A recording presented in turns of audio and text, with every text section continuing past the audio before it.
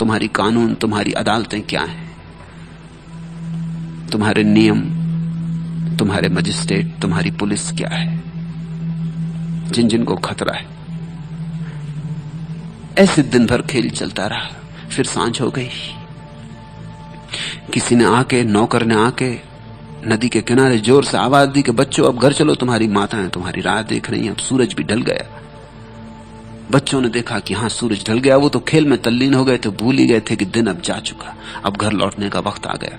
और तब क्या हुआ पता? बुद्ध खड़े देख रहे थे, वो देखते रहे। ऐसे जीवन को देखना चाहिए, सब अंगों में, सब दृष्टियों से, हर अनुभव से कुछ मिलता है। बुद्ध खड़े देखते रहे, वो चुपचाप सुनते रहे क्या हो रहा। वो बच्चे जो लड़ते थे एक दूसरे से, कहते थे मेरा तेरा, अपने अपने मकान की रक्षा करते थे, जिन्होंने एक बच्चे की कुटाई कर दी थी, वो खुद ही अपने मकानों पर कूदने लगे और उन्होंने अपने मकान खुद ही गिरा दिए और खूब हुल्लड़ मचा और सब रेत उन्होंने साफ कर दी। सब मकान पुछ गए, सब दीवारें गिर गईं, सब सीमाएं असीम में खोके एक हो गई। वो सब बच्चे घर की तरफ भागे। मां की याद आ गई, अब घर जाना है, सांझ हो गई। ठीक बुद्ध ने दूसरे दिन अपने भिक्षुओं से कहा, ऐसा ही संसार है, रेत के घर, मेरा तेरा, बड़ी लड़ाई, बड़ी कलह, बड़ी द्वेष, बड़ी ईर्षा, बड़े संघर्ष, युद्ध, अदालतें, हत्याएं। और फिर एक दिन सांझ हो जाती, सूरज ढल जाता, मौत आ जाती और घर से खबर आती, फिर जाना पड़ता है, सब यहीं पड़ा रह जाता। रेत के घर रेत में ही पड़े रह जाते। रेत के घर रेत के हैं, तुम्हारे कैसे? रेत में खींची गई रेखाएं कहीं खींचती, हवा के झोंके आएंगे और रेखाएं पुछ जाएंगी। कितने लोग यहां जमीन पर रहे और कितने लोगों ने यही खेल खेला जो तुम खेल रहे हो। इन्हीं मकानों में खेला, इन्हीं दुकानों में खेला, इन्हीं बाजारों में, इन्हीं पद प्रतिष्ठानों में। कितने लोग, कभी सोचोगे? करोड़ों करोड़ों, अरबों अरबों लोग सब जा चुके, उनकी सांझ आ गई, चले गए। तुम्हारी सांझ भी जल्दी ही आती होगी। अजहूं चेत गंवार, अब भी चेतो।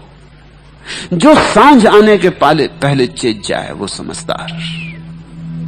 जो मौत के आने पे चेते वो तो बहुत देर हो गई, उसको फिर जन्म लेना पड़ेगा। जन्म में ही चेते तो फिर जन्म नहीं लेना पड़ता। मरते वक्त अगर चेते भी और ये ख्याल भी आए कि अरे मैं बेकार मेहनत करता रहा, अदालत मुकदमा, ये वो झगड़ा, झांसा, कुछ सार नहीं, सब पड़ा रह जाएगा। ये सब पड़ा रहा जा रहा और मैं चला। मगर मरते वक्त चेते तो बहुत देर हो गई, बहुत देर हो गई, अब कुछ करने को ना बचा। अब कब ध्यान करोगे, कब करोगे पूजा अर्चन, कब करोगे प्रार्थना? अब तो जवान भी लड़खड़ा गई, आंखें भी मंदिम हो गई।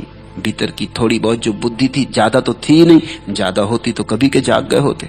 थोड़ी बहुत थी ऐसी धुंधयाती धुंधयाती, धुआं धुआं भरी, वो भी और धुंधली हो गई। मौत की घबराहट देख के प्राणों में समा गई, रोआ रोआ कांप गया, बेहोश होने लगे।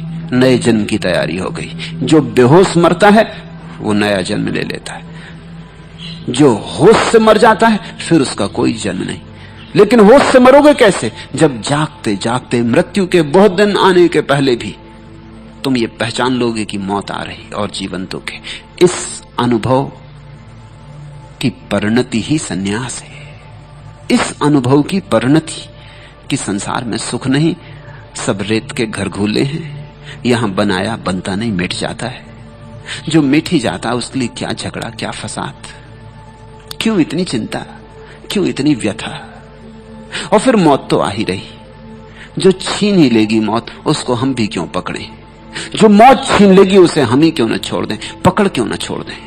और ध्यान रखना, जब मैं कहता हूं हम क्यों न छोड़ दें, तो मैं ये नहीं कह रहा हूं कि तुम दुकान छोड़ के भाग जाओ, भागोगे कहां?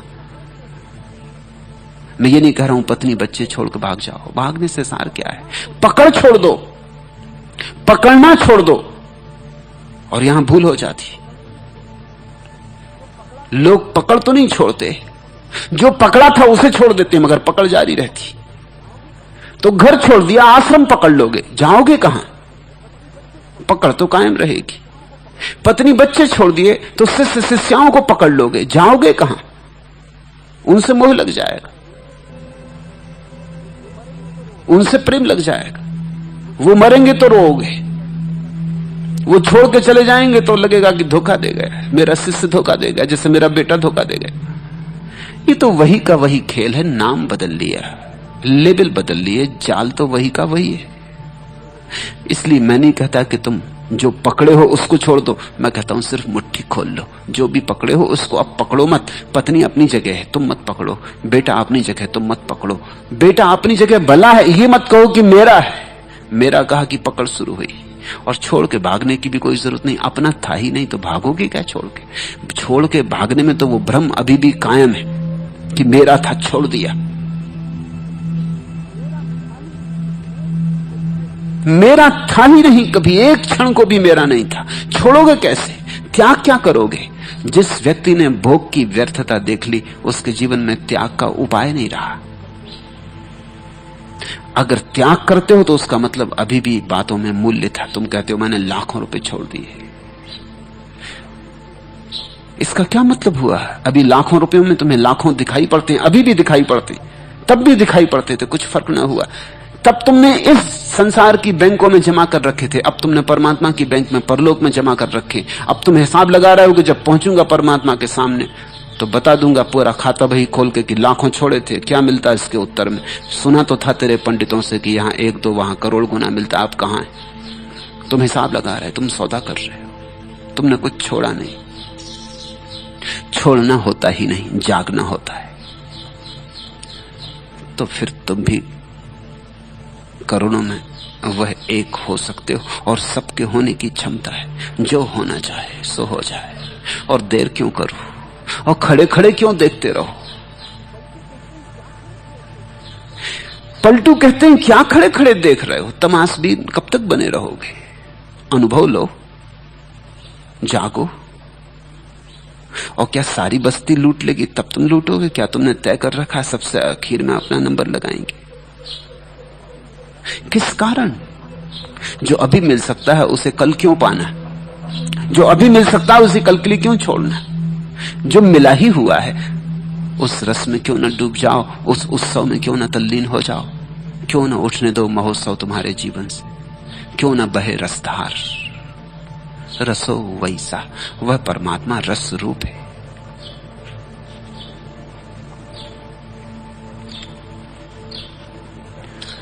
तीसरा प्रश्न भी दूसरे से संबंधित है, उसके साथ ही ले लें। तीसरा प्रश्न है, सन्यास का फल मधुर है, फिर भी सभी उसे क्यों नहीं चखते? कृपा करके कहिए। मधुर है ये तो चखोगे तब पता चलेगा ना। मेरे कहने से मधुर है तो थोड़ी चख लोगे। अब ये जरा अड़चन की बात है। चखोगे तो पता चलेगा मधुर है, और तुम चाहते हो कि पहले मधुर होने का पता चल जाए फिर चखे। ये तो फिर हो नहीं सकती बात, ये तो बात बनेगी नहीं। ये तो बात बनती थी उसके पहले बिगड़ गई। मैंने सुना है मुल्ला नसरुद्दीन तैरना सीखना चाहता था, वो नदी पर गया अपने एक मित्र को लेकर जो तैरना सिखा सकता था। संयोग की बात, संयोग की भी नहीं कहनी चाहिए, भीतर तो कारण रहे होंगे। डरा डरा गया होगा, भयभीत गया होगा। नदी का किनारा, सीढ़ियों पर काई जमी थी, उसका पैर फिसल गया, चारों खाने चितक पड़ा, सिर में चोट भी लग गई। वो उठा और एकदम घर की तरफ भागा। उसके मित्र ने कहा, भाई बड़े मियां कहां चले? उसने कहा, अब जब तैरना सीख लूंगा तभी नदी के पास आऊंगा। ये तो खतरनाक मामला है। अब अगर पानी में गिर गया होता तो जान गंवा देती। नमस्कार। उसने कहा, अब तो जब तैरना सीख लूंगा तभी नदी के पास आऊंगा। लेकिन तैरना कहां सीखोगे? तक के गरिया लगा के घर में? तैरना सीखना हो तो नदी के पास आना होगा। और तुम कसम ले लिए कि कसम अब नहीं आने वाला। और मुल्ला की बात वैसे समझदारी की लगती है, अनुभवी की लगती है, व्यवहारिक बात है कि ये तो खतरनाक मामला है। जरा और चूके होते, पानी में पड़ गए होते तो आज मौत हो जाती। अब नदी से दूर ही रहूंगा, अब तो तैरना सीख लूंगा फिर आऊंगा। गणित की है, तर्क की है बात, शुद्ध तर्क है। लेकिन ये तो बात बनते बनते बिगड़ गई। ये तो शुरू से बिगड़ गई। ये तो कभी तैरना सीखेगा नहीं और कभी नदी के पास आएगा नहीं। तुम कहते हो सन्यास का फल मधुर है, फिर भी सभी उसे क्यों नहीं चखते? चखें तो पता चले। और तो कोई उपाय नहीं है। न चखोगे तो पता नहीं चलेगा, चख के ही तो पता चलता है। तो फिर क्या करें? लोगों की बुद्धियां बड़े तर्क से भरी हैं। वो कहते हैं पहले प्रमाण चाहिए कि ईश्वर है, तो फिर हम ईश्वर की तरफ चलेंगे। और ईश्वर की तरफ चलने से प्रमाण मिलता है कि है। अब ये बड़ी मुश्किल बात है।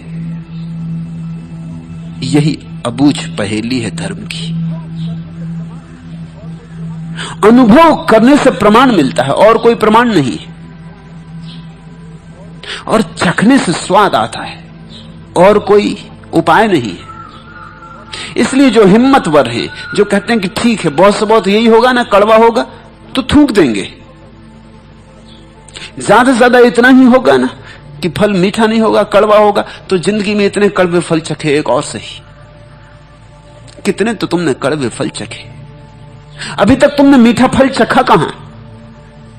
कड़वे के तो तुम अभ्यासी हो, तो क्या घबराहट है? एक फल और सही, कड़वा ही निकल सकता है, चख तो लो। हालांकि जिनने चखा उन्होंने पाया कि मीठा है, मगर चख के पाया। डूबोगे तो अनुभव होगा, नदी में उतरोगे तो तैरना सीखोगे, तैरना सीखोगे तो उस पार जा सकोगे, तैरना सीखोगे तो गहराइयों में उतरने की क्षमता आ जाएगी, और गहराइयों में मोती पड़े। नदी की सतह पर तो सूखे पत्ते इत्यादि बहते हैं, मोती नहीं। सागरों की गहराई में डुबकी मारनी पड़ती, गोताखोर होना पड़ता। बिना तैरे तो कैसे गोता मारोगे? इसलिए बहुत लोग वंचित रह जाते हैं, क्योंकि बहुत लोग तर्कनिष्ठ हैं। तर्कनिष्ठा धर्मनिष्ठा में बाधा है। धर्म की तरफ तो वही जाता है जिसको पलटू ने कहा, जिससे विश्वास हो जाए। विश्वास कैसे हो? विश्वास होने का क्या रास्ता? अब मैं तुमसे यह भी नहीं कह रहा हूं, पलटू भी नहीं कहते कि तुम जाकर ऐसी नदी में कूद पड़ो। पलटू भी कहते हैं कि किसी को खोज लो जो तैरना जानता हो, उसका संग साथ बना लो, यारी बना लो, किसी यार को खोज लो, कोई तो तैरना जानता होगा, कोई तो तुमने तैरता हुआ देखा होगा, किसी को तो पानी पर उमंग से तिरता हुआ देखा होगा। जिसको तुमने तैरता देखा हो, जिसको तुमने देखा हो पानी में खेलता है और जरा भी डूबता नहीं, उससे दोस्ती कर लो, उसके साथ संग साथ बना लो। इसको ही सद्गुरु की खोज कहते। इसलिए पलटू कहते हैं नाव भी मिल जाए तो क्या करोगे? केवट तो होना चाहिए, माझी कहां है? शास्त्र मिल जाए क्या करोगे? शास्ता होना चाहिए। हाथ पकड़ने वाला कहां है? शास्त्र को तुम पकड़ सकते हो, तुम तो खुद ही डूबने वाले हो, तुम्हारे साथ शास्त्र भी डूब जाएगा। कोई चाहिए जो तुम्हें पकड़ ले तो शायद बच सको, कोई जो स्वयं तैर सकता हो तो तुम्हें बचा ले। और एक दफा थोड़े दिन साथ हो जाए, तैरने का अनुभव आ जाए। तैरना कुछ बड़ी कठिन बात नहीं है। सच तो यह है, तैरने में हम कुछ सीखते थोड़ी हैं। तैरने में तो केवल सिर्फ आत्मविश्वास बढ़ता, और कुछ नहीं होता। सीखते हम कुछ भी नहीं। तैरना कोई सीखन सिखावन थोड़ी है। इसलिए तो एक मजे की बात है कि तैरना अगर तुम एक दफा सीख गए, फिर 50 साल ना तैरो तो भूल थोड़ी जाओगे। 50 साल अगर तुम भाषा जो सीख गए हो न बोलो तो भूल जाओगे। 50 साल तक कैसे याद रखोगे? सीखा हुआ भूल जाएगा, लेकिन तैरना नहीं भूलता। तो तैरना सीखने जैसा नहीं, कुछ बात भिन्न है। अगर 50 साल तक तुमने मान लो जर्मन भाषा सीख ली और 50 साल तक बोले नहीं, उपयोग नहीं किया, पढ़ी नहीं, सुनी नहीं, तो 50 साल बाद साफ हो जाएगी। पता भी नहीं चलेगा कि कभी तुमने सीखी थी।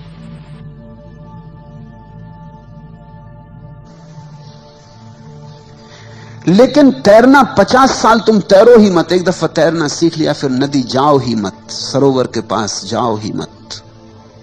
50 साल के बाद भी पानी में उतरोगे, तैरोगे। फर्क है कुछ।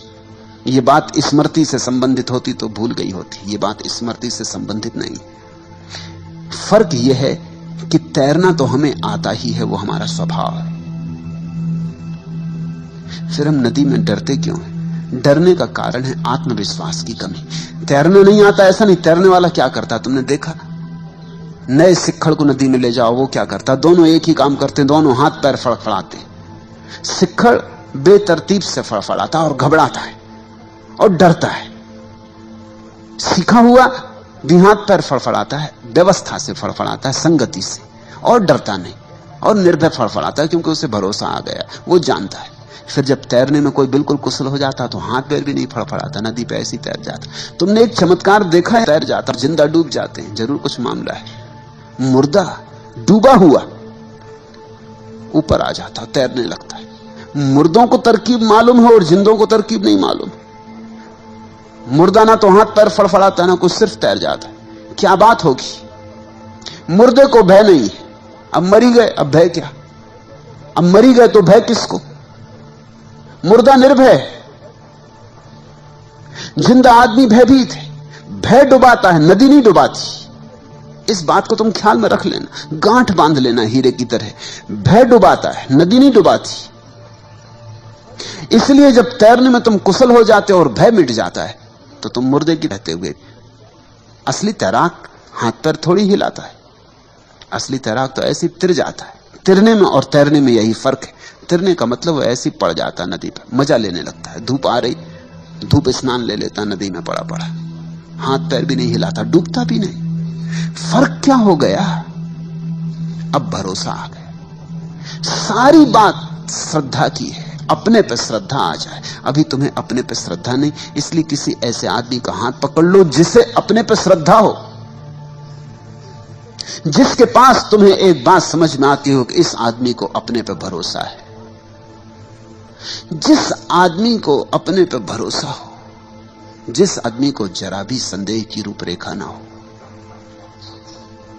जिस आदमी को अब जरा भी डिगमिगी ना हो, पलटू कहते हैं डिगमिगी मिट गई हो, जो अब स्थिर होकर बैठ गया हो, उसका हाथ पकड़ लो।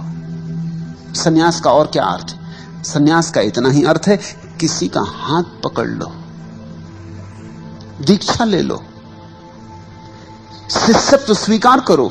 किसी का जो तैरना जानता हो, जो तिरता हो पानी में बिना हाथ पैर तड़फड़ाए, जल्दी ही तुम भी योग्य हो जाओगे। और योग्यता कुछ खास नहीं है, योग्यता इतनी ही है